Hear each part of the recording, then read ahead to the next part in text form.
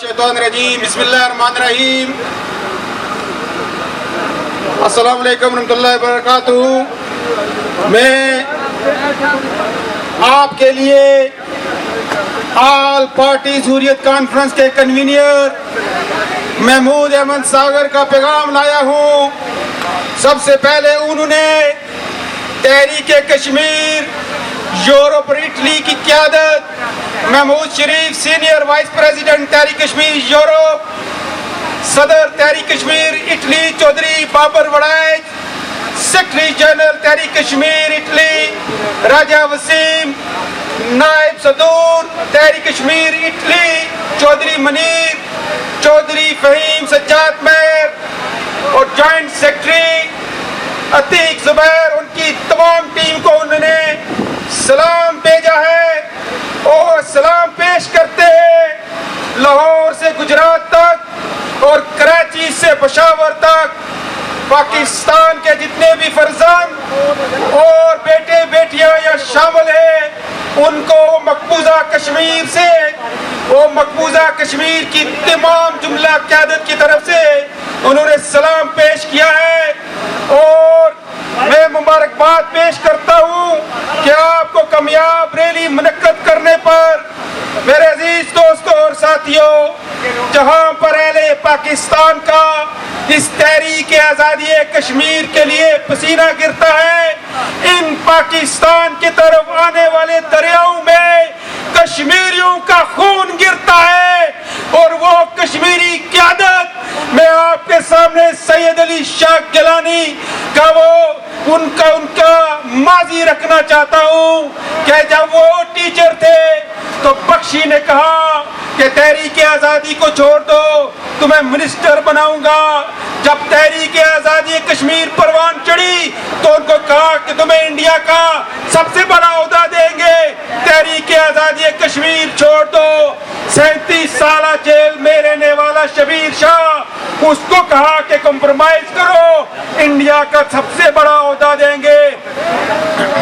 और नई नस्ल की हमारी क़यादत, यासीन मलिक हो, मसरत आलम हो, आसिया अंद्राबी हो, फमीदा सूफी हो, नहीदा नसरीन हो, जफर अकबर भट्ट हो, पीर सैफुल्लाह हो, उनको ये कहते हैं कि तुम इंडिया के फ्रेमवर्क में हमारी ऑक्यूपेशन को, हमारे इंडिया के फ्रेमवर्क में कश्मीर के मसले को देखो।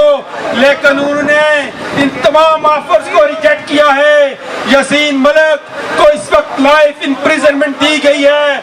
9 अगस्त को उसको के बारे में हियरिंग होगी कि उसके ऊपर डेथ पेनल्टी को ट्रायल किया जाए। हमने कहा कि यासीन मलिक के लिए वकील किया जाए, उसकी माँ और उसकी बेटी को यासीन मलिक के लिए, यासीन मलिक के साथ मिलने के लिए जेल में भेजा गया और एक कहा कि वकील करो। यासीन मलिक ने कहा कि इंडिया मुझे झुकाना चाहता है, मैं किसी सूरत में इंडिया के सामने झुकने के लिए तैयार नहीं हूँ, फांसी चढ़ जाऊंगा, लेकिन भारत के नाजायज कब्जा को तस्लीम नहीं करूंगा। मसरत आलम ने भी वो तमाम बॉन्ड को रिजेक्ट किया है। मेरी बहन आसिया अंद्राबी, जिसका हस्बैंड गुज़िश्ता 30 सालों से जेल में है, उनका बेटा कासिम जो 2 पॉलिटिकल प्रिजनर्स का बेटा है, वो मेरे दोस्तों और साथियों, ये कश्मीर की कहानी है। मैं इस्तांबुल में था, सीनियर हुर्रियत रहनुमा अल्ताफ भट्ट को कॉल आती है उसकी बहन की तरफ से, कहती है कि मेरे बेटे की शादी है, तुम जिला वतन हो, एक भाई शहीद हो चुका है, बड़ा भाई जेल के अंदर है। मैं इस खुशी के मौके पे भी गमगीन हूँ कि 15 अफराद उनके घर के शहीद हुए। ये हर घर की कहानी है। मेरे अजीज दोस्तों और साथियों, मैं लीडरों की बात नहीं करता, मैं तो आम कश्मीरी नौजवानों की बात करूंगा। 10,000 से ज्यादा लोग कश्मीर में नौजवान गिरफ्तार है, उनके सामने एक बॉन्ड रखा जाता है जेल के अंदर और कहा जाता है कि दस्तखत करें कि आप तहरीक आज़ादी कश्मीर के ऊपर बोलेंगे नहीं, आप भारत के नाजायज कब्जे को तस्लीम करते हैं, हम कल आपको रिहा करते हैं। मेरे अजीज दोस्तों और साथियों, लीडर तो लीडर, ایک کشمیری نوجوان مجھے اس کی مثال دے دے کہ جس نے وہ بانڈ سائن کیا ہو اور جیل سے رہائی حاصل کی ہو. میرے عزیز دوستو یہ کمٹمنٹ ہے, لیکن اب کشمیر بڑی مشکل کے اندر ہے. 5 اگست 2019 کے بعد جب انہوں نے آرٹیکل 370 اور 35A کو بریگیڈ کیا, انہوں نے اسرائیل جیسی اسٹریٹجی وہاں امپلیمنٹ کرنا چاہتے ہیں, وہ آبادی کا تناسب تبدیل کرنا چاہتے ہیں, وہ لاکھوں RSS کے ونڈو کو کشمیری سٹیزن شپ دے کے وہاں کی ڈیموگرافی کو تبدیل کرنا چاہتے ہیں. بھارتی مقبوضہ ریاست جو اکثریتی مسلم ریاست ہے اس کو اکثریتی ہندو ریاست کو میں تبدیل کرنا چاہتے ہیں. یہ عالمی قوانین کی بھی خلاف ورزی ہے. میرے عزیز دوستوں اور ساتھیوں, ان حالات کے اندر میں اور آپ ریلیاں نکالتے ہیں, میں اور آپ احتجاج کرتے ہیں, لوگ مجھ سے سوال کرتے ہیں, لوگ آپ سے بھی سوال کرتے ہیں. ان احتجاجوں کا مقصد کیا ہے؟ میرے عزیز دوستوں اور ساتھیوں, یہ احتجاج, یہ ریلیاں, یہ نعرے فضاؤں میں تحلیل نہیں ہوتے. یہی آپ وہ لوگ ہیں, اٹلی کے لوگ جو 15 گھنٹے سفر کر کے جنیوا میں جاتے تھے اور مظاہرہ کر کے ہم سے سوال کرتے تھے کہ ان مظاہروں کا کیا فائدہ. یہی یونائٹڈ نیشن ہے جس نے 70 سالوں سے 2 لفظ کشمیر کے لیے نہیں لکھے, لیکن اٹلی کے لوگوں نے مسلسل گزشتہ 7-8 سالوں سے جو احتجاجی مظاہرے یونائٹڈ نیشن کے باہر کیے, ان کی وجہ سے یونائٹڈ نیشن نے 2 رپورٹس آپ کے حق میں اور بھارت کے ظلمانہ چہرے کو بے نقاب کرنے کے لیے لکھی ہیں. آپ یہ سمجھتے ہیں کہ بھارت یہ چاہتا ہے کہ دنیا کے اندر مجھے ایک ایسا ملک مل جائے جو میرے اس موقف کی تائید کرے, Kashmir is integral part of India, کہ کشمیر بھارت کا ٹوٹ انگ ہے. لیکن آپ کی یہ جدوجہد ہے کہ دنیا میں اس کو ایک ملک نہیں مل رہا جو بھارت کے اس نظریے کو تسلیم کرے.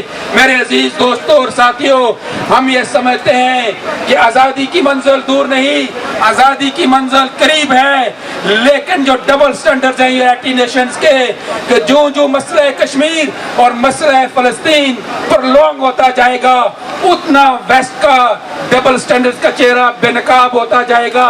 ہم ویسٹ سے کہنا چاہتے ہیں کہ آپ نے اسی سرزمین پر ہٹلر کو موقع دیا تو ہٹلر نے تاریخ انسانی کا سب سے بڑا جینوسائیڈ کیا. آپ ساؤتھ ایشیا کے ہٹلر مودی کو آپ موقع دے رہے, اور وہ صرف کشمیر کے اندر نہیں, جو پالیسیز اس نے انڈین مسلمز کے لیے لائی وہ ایک بڑے جینوسائیڈ کی طرف بڑھ رہا ہے. اس کے ہاتھ, اس کے قدم آپ کو روکنے پڑیں گے. ایک مرتبہ پھر میں آپ لوگوں کا مشکور ہوں کہ آپ نے جو پیغام اس یہاں سے لائن آف کنٹرول کے اس پر سری نگر تک پہنچایا ہے, اس سے ان کے حوصلے جوان ہوئے ہیں. میرے عزیز دوستوں اور ساتھیوں, وہاں کے نوجوانوں نے, وہاں کے بزرگوں نے, وہاں کی بہنوں نے اپنا سب کچھ لٹا کر مایوسی کا اظہار نہیں کیا. کبھی آپ نے دیکھا ہوگا کہ کبھی انہوں نے یہ بات کی کہ کشمیر کب آزاد ہوگا, نہیں, انہوں نے کہا کہ ہر حال میں ہم نے کشمیر کی آزادی کے لیے جدوجہد کرنی ہے اور بھارت کے غصبانہ قبضے کے خلاف ہم نے جدوجہد کرنی ہے. لیکن آپ نے اس جدوجہد کو تیز کرنا ہے. میں نعرہ لگاؤں گا, اس نعرے کو بھرپور طریقے سے جواب دیں. ہم چین کے لیں گے آزادی, ہم چین کے لیں گے آزادی, ہم چین کے لیں گے آزادی. یہ حق ہمارا, یہ حق ہمارا, یہ حق ہمارا, یہ حق ہمارا. ہم چین کے لیں گے, ہم چین کے لیں گے.